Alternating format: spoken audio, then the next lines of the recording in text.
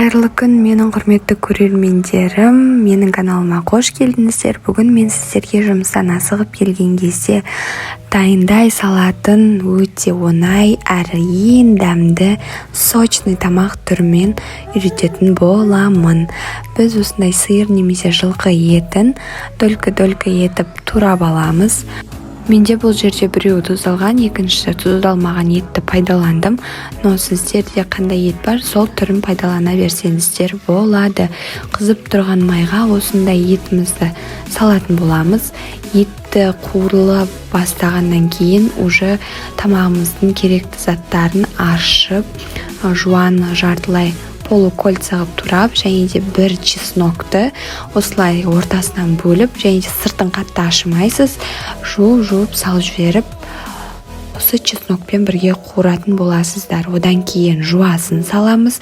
Жуасын әбден жақсылап қуырып, осы баяу отта барлығын қуырып отырамыз. Және де сәбіздерді әдемі етіп, мен осындай кішкене пышағым бар, сонымен күшті вид бердім. Тұзын, специян барлығын салып болғаннан кейін осындай перецтарды, сәбіздерді, помидор болса помидор, қандай көкөністер бар, соларды салып барлығын су қоспай осындай өзінің согына жақсылап қуырамыз.